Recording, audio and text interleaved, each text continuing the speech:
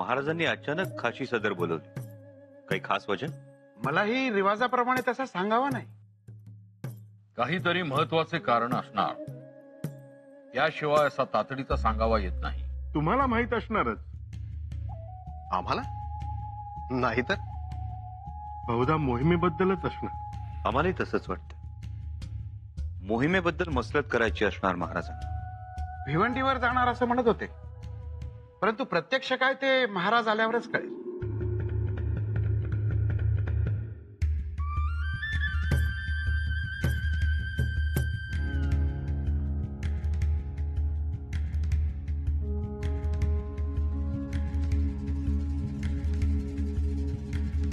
आम्ही तुम्हा सगळ्यांना इतक्या तातडीनं बोलवून घेण्याचं कारण म्हणजे वंदनीय वेदो नारायण आचार्य गागा भट्ट यांचं रायगडावर आगमन होत आहे. गागा भट्ट? होय, पण अचानक कसे येणे होत आहे? ते आम्हालाही पडलेलं कोडच आहे. आचार्य गागा भट्ट असे अचानक रायगडावर का येत आहे? परंतु एक त्यामागे काही खासा उद्देश असणार एवढं नक्की. महाराज, आचार्य गागा भट्ट येत आहेत ती तर परवणीच. होय, परवणीच आहे. त्यांचं येणं, राहणं, फिरणं, बोलणं कुठल्याही सणापेक्षा कमी नाही. हो, म्हणजे आचार्य येतील आणि त्यांच्या मागोमाग चैतन्य येईल. परंतु महाराज, आपण तर मोहिमेवर निघणार आहात. आम्ही आमची मोहीम थोडी पुढे ढकलली. एकदा आचार्यांच्या मनातला हेतू आणि उद्देश समजल्यानंतर आपण मोहिमेची आखणी करूया. हा, पण तोपर्यंत शंभूराजे, आचार्यांच्या स्वागताची सगळी जबाबदारी आम्ही आपल्यावर सोपवतो आहोत. जी. त्यांचं येणं, त्यांची सुरक्षा, त्यांचे विश्राम कक्ष, त्यांचं भोजन सगळं आपल्या निगराणीखाली राहील. कोणाला काही न्यून वाटलं तर ते शंभूराजेंना सांगावं. जशी आज्ञा महाराज. मातोश्री, मातोश्री, खबर समजली? आलंय आमच्या कानावर. साक्षात काशी येत आहे रायगडावर.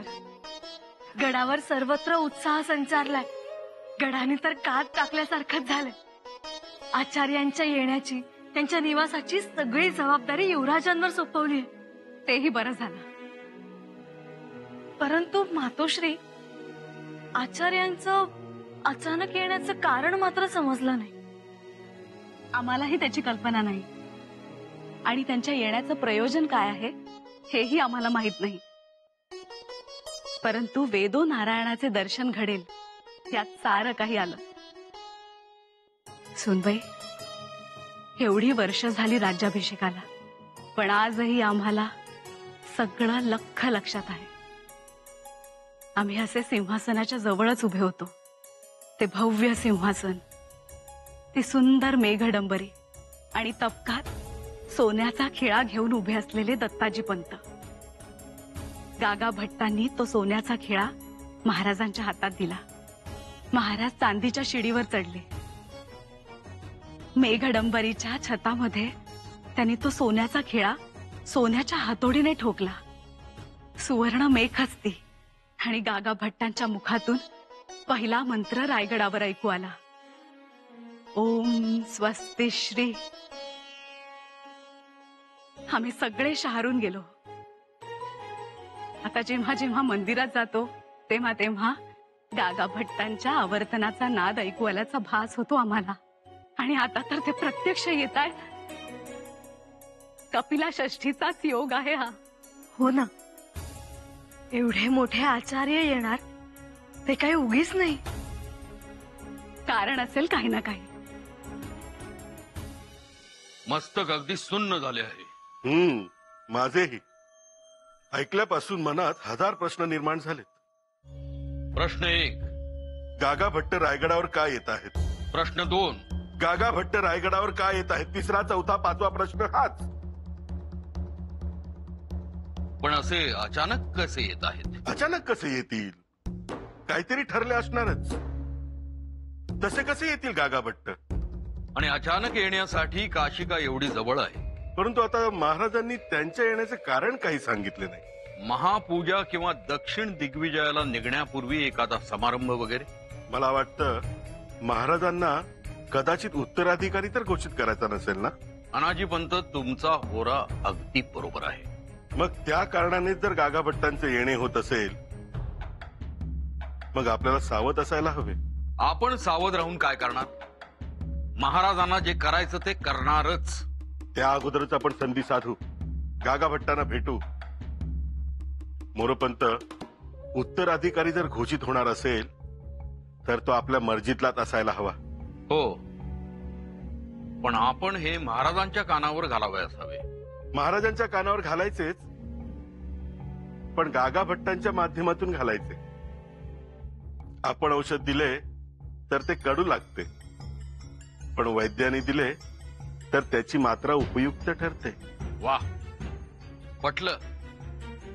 आपण आपला हेतू जर गागा भट्टांच्या गळी उतरवला तर पुढचा सगळा सासूरवास ओथट झालाच म्हणून समजा.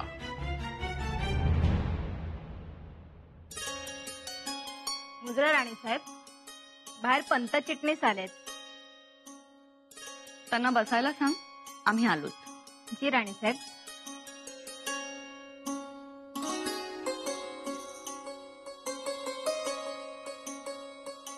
राणी साहेब येत आहेत.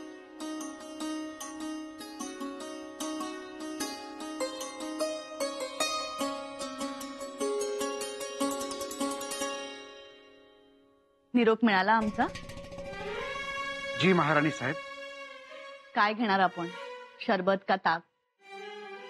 आपण विचारलं, आम्हाला सारं काही मिळालं. आमच्यासाठी काही आज्ञा असेल तर करावी. आज्ञा वगैरे नाही, पण गडावर चर्चा सुरू आहे. गागा भट्ट येत आहेत अशी, म्हणून मनात विचार आला. नजीकच्या काळात गडावर कोणता कार्यक्रम नाही का कोणता संकल्प नाही, मग का बरं गागा भट्ट येत आहेत? बरं, काही महत्वाची अंतस्थ बाब असती तर महाराजांनी आमच्यापासून लपवली नसती. हो, ते आहेच.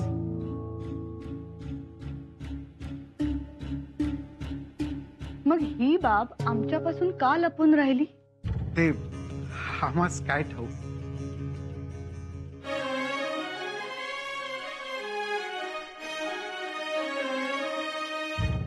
याचा अर्थ गागा भट्ट येण्याचे प्रयोजन खूपच गुप्त आहे. हा? हो, म्हणजे नाही. आम्हाला सांगा, महाराजांचे सगळे पत्र, खलिते हे तुमच्या मार्फत जातात ना? हो. गेल्या 1-2 महिन्यात आवक जावक नोंदीत काशीला एखादं पत्र गेल्याचं आठवतंय का? नाही महाराणी साहेब. घाई गडबडीत लिहिलंय आणि सांगायचं राहून गेलं, असं काही आहे का? नाही. ठीक, मग आमचं तुम्हाला एक सांगणं आहे. आदेश समजला तरी चालेल. गागा भट्टांचं इथे येण्याचं कारण जेव्हा केव्हा तुमच्या कानावर येईल तेव्हा तात्काळ तुम्ही आमच्या महाली हजर व्हा. जी जी राणी साहेब. महते क्षत्राय महते अधिपत्याय महते जान राज्याय एषवो भरतो राजासह अस्माकं प्रजानाम राजा. गागा भट्ट, आचार्य गागा भट्ट. आणि गागा भट्ट म्हटलं की आम्हाला आठवतो तो राज्याभिषेक सोहळा, आठवते ती विजय जत्रा. काय झालं होतं तेव्हा? आम्हाला काही आठवत नाही. तुम्ही इवलेसे होतात तेव्हा. तुलेच तर होतोच, म्हणून तर विचारतोय. आपले आबासाहेब पहिल्यांदा सिंहासनावर बसले. गागा भट्टांनी केवढे परिश्रम घेतले होते. अहोरात्र जागले. राज्याभिषेकाचे शेकडो विधी आणि आम्ही त्यांच्या सोबत. मग कधी कणिक नीती वाचा, विदुर नीती वाचा, मनुस्मृती, याज्ञवल्क्य, वसिष्ठ, अंगिरा, नारद, कित्येक स्मृती आमच्या नजरेखालून जात होत्या. आणि दुसरीकडे 32 मण सोन्याचं सिंहासन तयार होत होतं. नानाविध रत्न, हिरे, मोती, माणिक, पाचू, पुष्कराज, पोवळं, गोमेद, नील, पद्मवनात उत्पन्न होणारं वैडूर्य, विमलक, मौक्तिक, श्रीकटक अशा अनेक रत्नांनी मढवलेलं सिंहासन. आम्ही ते पाहिले. मग त्या कारागिरांनी सिंहासनाभोवती एक एक असे 8 सुवर्ण खांब उभे केले. कधी कधी आम्ही जायचो आबासाहेबांबरोबर त्या कारागिरांच्या सुवर्ण शाळेत. कधी गागा भट्टांसोबत जायचो. त्या सुवर्ण खांबांवर पक्षी, पानं, फुलं, वेली यांची चित्र कोरताना पाहिलीत आम्ही. हो हो तर गागा भट्टांनी आमच्या देखतच त्या सुवर्ण खांबांच्या पायाशी वृषभ, मार्जार, तरस, वाघ, सिंह यांची चित्र कोरायला सांगितली. किती आनंद देऊन गेले ना ते वर्ष. आम्हाला तर आजही ते मंत्रघोष आमच्या कानात निनादत आहेत. असंच वाटतंय बाळराजे केवळ महाराष्ट्र देशीच नव्हे तर अखंड हिंदुस्थानात हा पवित्र क्षण गागा भट्टांच्या मंत्रोच्चारानं सिद्ध प्रसिद्ध होत होता. नुसत्या आठवणीनं सुद्धा अंगावर शहारे आले आमच्या. गागा भट्ट म्हणाले, स्वस्ति साम्राज्यम भौज्यम स्वराज्यम वैराज्यम. ते लखलखणारे सोन्याचे होन, रुपयाची ताट, रुपयाची नाणी, तपक, सोन्याची निरांजन, सोन्याचे दिवे, पणत्या, सगळा रायगड सोन्याचा. आणि नजराणे तर किती. कुणाच्या तपकात मलमल तर कुणाच्या तपकात भरजरी. कुणाकडे शेले, पागोटे, शाली, मशरू, मखमल, सखालत, गजनी. आणि अक्षता सोन्याच्या, चांदीच्या, फुलांच्या. हो ना बाळराजे, प्रभू रामचंद्र, युधिष्ठिर यांच्या परंपरेला जोडणारा तो उदात्त क्षण होता. त्या सिंहासनाला जोडणारा हा सांधा होता. आपण तो क्षण अनुभवला. जीवनाचं सार्थक झालं. आम्हाला तर आता सुद्धा आचार्य गागा भट्टांचे शब्द ऐकू येत आहेत. कोणते? जेव्हा आपले आबासाहेब पहिल्यांदा सिंहासनावर आरूढ झाले. उदयोस्तु जगदंबे, उदयोस्तु, उदयोस्तु. श्रीमन महात्रिपुर सुंदरी भगवती, अनेक कोटी ब्रह्मांड मंडल, जगदुत्पत्ती स्थिती निलय लीला विलासिनी, श्री श्री श्री श्री श्री तुळजा भवानी उदयोस्तु. अंबे उदयोस्तु. आम्हाला कधी सिंहासनावर बसायला मिळणार?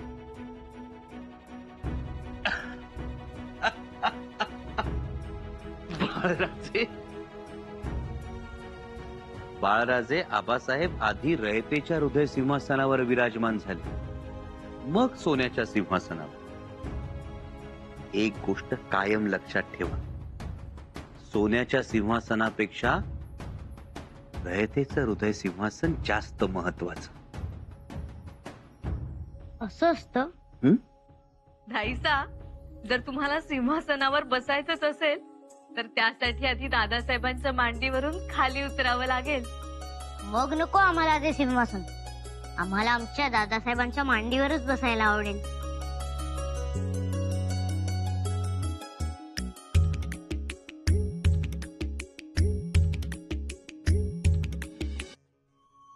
अरे या या या या या इकडे या या. राम राम निराजी पंत. राम राम मोरो पंत. राम राम. हे कोण? हे आपण केले, आम्ही निस्तारतोय आता. काय झाले? आम्ही काय केले आणि तुम्ही काय निस्तरताय? अहो, नेताजी रावांचं शुद्धीकरण करून त्यांना तुम्ही धर्मात घेतलं, तेव्हापासून अशा लोकांची रीघ लागली आहे आमच्या घरासमोर. अहो पण कशाबद्दल? कशाबद्दल? आम्हालाही धर्मात घ्या असं म्हणतायत हे लोक. हो मग चांगले झाले की हे. याच्यासाठी तर केला होता अट्टहास. त्यांना धर्मात यायचं असेल तर येऊ द्या. परंतु अजून सरकारी आदेश निघालेला नाही. हो ना. शिवाय नेताजीरावांच्या शुद्धीकरणाविषयी लोकभावना काय आहेत तेही नीट समजू शकलेलं नाही. तेव्हा थोडं थांबलेलंच बरं. मलाही तेच वाटते. याचा अर्थ महाराजांचा निर्णय आपणास आवडला नाही तर? नाही नाही, महाराजांचा निर्णय आवडला हो, पण तरीही रयतेत त्याचे काय पडसाद उमटतायत तेही बघायला पाहिजे. सरकार आम्हाला तर लय खुशी झालीये बघा. कवा एकदा धर्म देतो ना असं झालंय. अहो मी यांना सांगितलं, पण कालपासून ही मंडळी आमच्या दारासमोरच बसून आहे. यांना मंदिरात पूजा करायची घाई आहे, यांच्या बायकांना घरासमोर रांगोळ्या काढायच्यात म्हणे. मला जेजुरीला जाऊन भंडारा उधळायचा आहे आणि मला बिजोतीबाला जाऊन गुलाल उधळायचा आहे. हे पहा, हे असं चाललंय सगळं. हे संकेत उत्तम आहेत. संकेत उत्तमच आहे. आम्हास त्याबद्दल काहीही म्हणावायचे नाही. परंतु का कोणास ठाऊक, मी मात्र पूर्णपणे सहमत नाही या गोष्टीला. आज नाही पण उद्या सहमत व्हावंच लागेल. ते का म्हणून? महाराजांचा आदेश. मोरोपंत तुम्ही समजून घ्या, हा धर्मांतराचा निर्णय आपल्या फायद्याचा आहे. एक वेगळा पायंडा पडतो आहे. आम्हास मान्य आहे पण पटत नाही. आम्ही काय म्हणतो, लवकरच गागा भट्ट येतील. आपण बोलूयात त्यांच्याशी. काय योग्य काय अयोग्य ते सांगतीलच. परंतु आमची खात्री आहे, गागा भट्ट महाराजांच्या निर्णयाचं स्वागतच करतील. कळेल ना. घोडा मैदान जवळच आहे. आमचा आपला कयास. जिथपर्यंत गागा भट्टांना आम्ही ओळखतो त्यानुसार हा निर्णय गागा भट्टांना धर्मात केलेली लुडबुडच वाटणार. मुजरा महाराणी साहेब. पंत येण्याची वर्दी दिली नाही. काही महत्वाची बाब? हो, हे गंगाधर शास्त्री हे संस्कृत उत्तम जाणतात. त्यांची त्यात विलक्षण गती आहे. पण त्याचं काय? अहो, आपल्या बाळराजेंना कमी वेळेत संस्कृत श्लोक शिकवतील. कमी वेळ? आणि ते का म्हणून? महाराणी साहेब, अहो गागा भट्ट येत आहेत. ते आल्यानंतर त्यांच्या समोर आपले बाळराजे एक छानसा संस्कृत श्लोक म्हणून दाखवतील आणि सर्व सभेला चकित करतील आणि गागा भट्टांच्याही कौतुकास पात्र ठरतील. त्यांनी केलेल्या कौतुकाचा बाळराजेंना काय फायदा? अहो, फायदा म्हणाल तर खूप आहे. त्याने अनेक गोष्टी साधल्या जातात. आयुष्यात काही साध्य करायचे असेल तर प्रथम विद्वानांच्या नजरेतच भरायला पाहिजे. असं? पण मी जे काही म्हणतो आहे ते तुमच्या आता लक्षात येणार नाही. पण तुम्हाला एका गोष्टीची आठवण करून देतो. राज्याभिषेकाच्या वेळी एवढे विधी झाले पण बाळराजांना त्यातून वगळले होते. एकही विधी बाळराजांच्यावर नाही. पण ते लहान होते ना. पण ते युवराजच होते ना. ते बसले सिंहासनाच्या बाजूला. त्यांच्यावर ओतले सप्तसागराचे जळ. त्यांच्या हातून झाले का होम हवन? नाही ना. म्हणून हा खटाटो. तसं काही असेल तर महाराज बघून घेतील. आणि काही उणधुणं वाटलं तर आम्ही बोलू महाराजांशी. अहो, तसं होत नाही. खूप आधीपासून तयारी करावी लागते. वादळ 10 कोस लांब असताना शहामृग रेतीत मान खुपसून बसतो तेव्हा तो वाचतो. आणि पावसाळ्या अगोदर 1 महिना आधी सुगरण घरटे बांधते तेव्हा ती पानकळ्यातून वाचते. आणि बाळराजांची तलवार अशीच गाजावीशी वाटत असेल तर ह्या गोष्टी महत्वाच्या आहेत असे वाटते मला. कसे? अगदी योग्य बोललात पंत. शास्त्राभ्यास असल्याखेरीज बाळराजांची तलवार गाजणार नाही. म्हणून बाळराजांनी संस्कृत शिकणं आवश्यक आहे असं आम्हाला वाटतं. ठीक, शिकवा त्यांना संस्कृत श्लोक.